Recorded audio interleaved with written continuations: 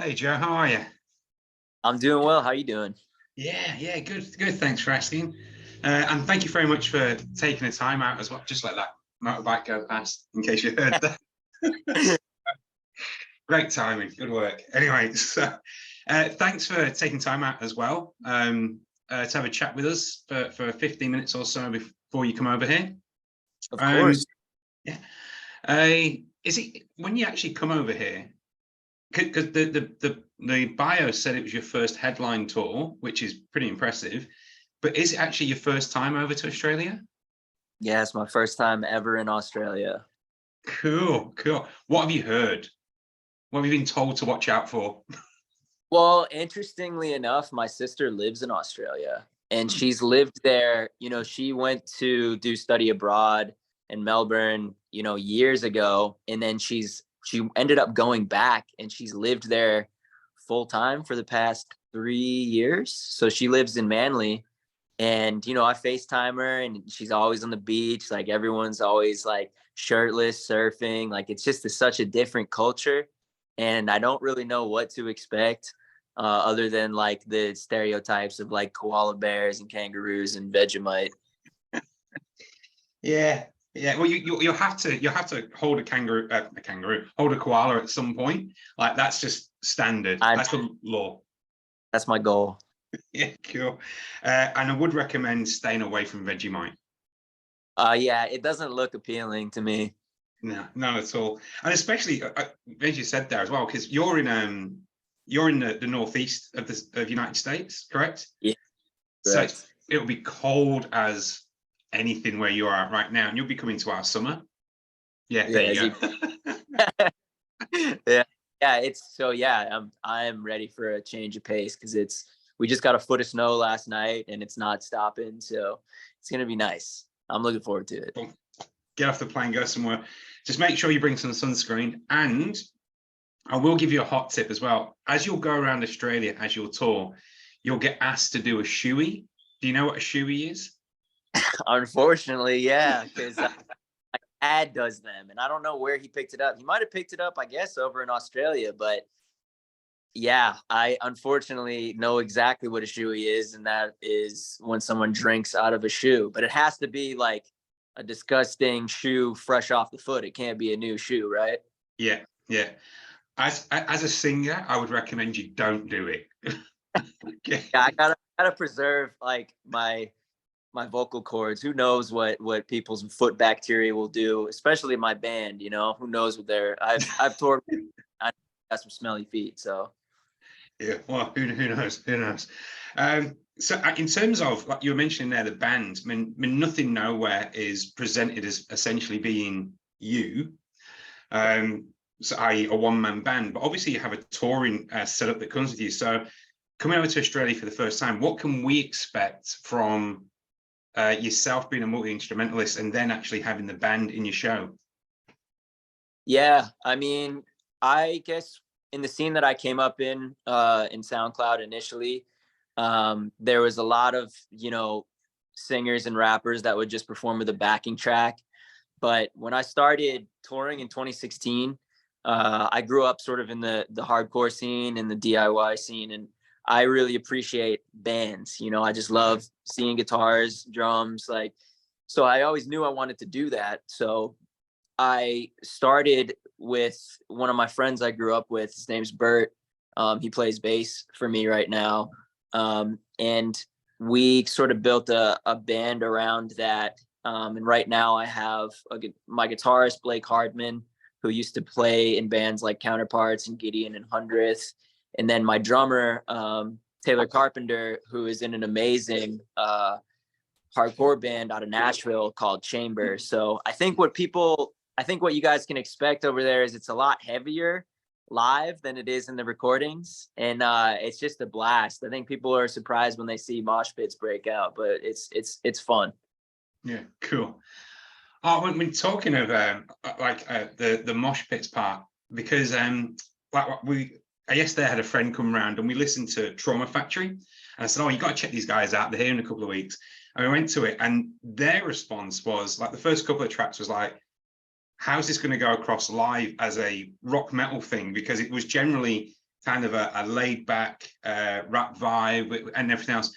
And then songs like Death came on, and I was like, that's what you'll be expecting. Or the one we got with Pete Wentz, Cyanide, and I was like, that's most likely what we'll be getting. So I mean, in terms of how you do your set list, is it mostly heavy, or do you kind of mix and match it around?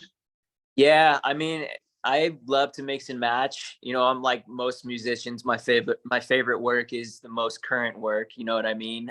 So I do tend to favor the new stuff, but you know, especially going somewhere where I've never been before, I got to be sure to hit, you know, all the older stuff. And yeah, we usually just beef it up. We try to make it heavy and fun. And I just, for me, growing up, going to shows and still going to shows, I like to see something different in the album. I think some people like hearing a band that sounds exactly like they do on the record, but for me, I'd like a little bit of a different experience, and that's what I try to bring to it personally.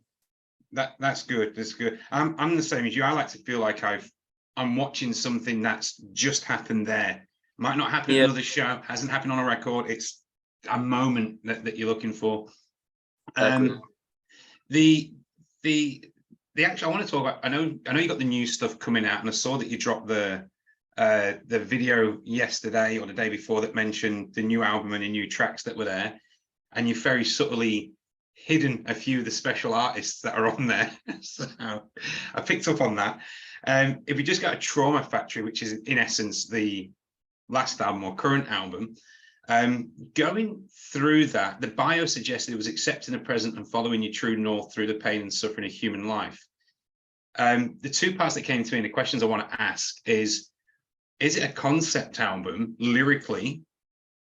And is it actually about a breakup?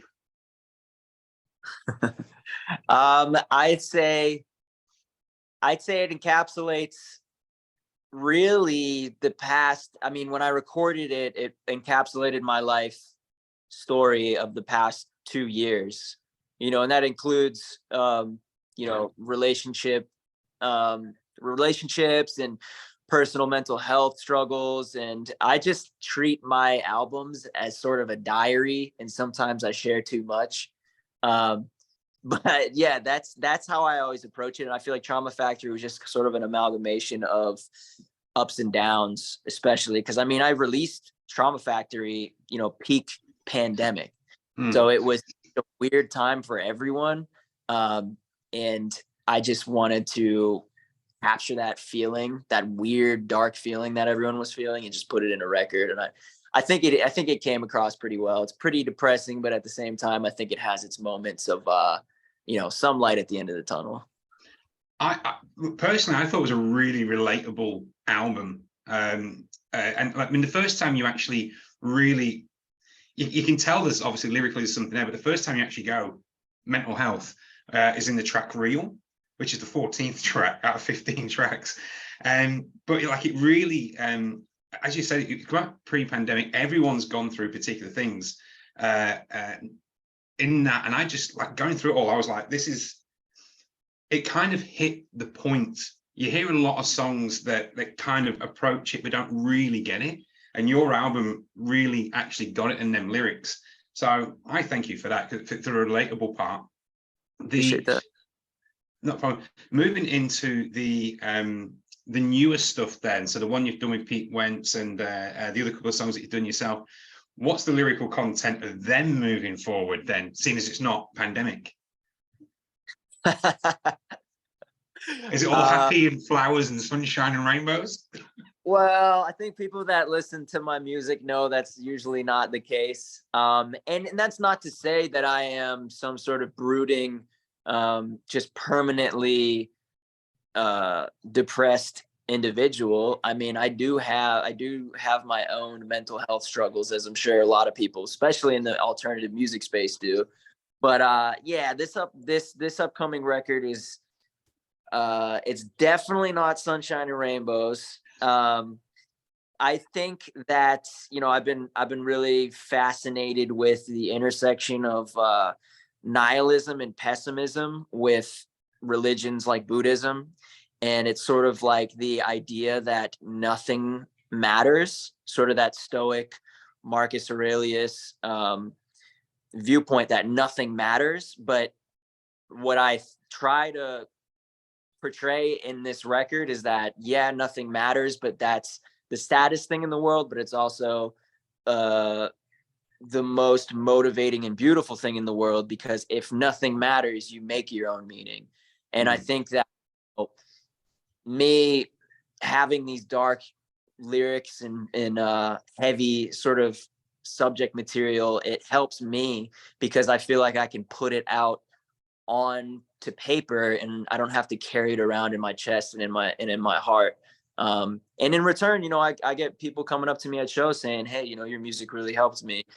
So it's sort of that double-edged sword. So it's dark, yes, but I think that it helps me more than anything. And it also helps people that listen to it because they know they're not alone, type thing, Yeah.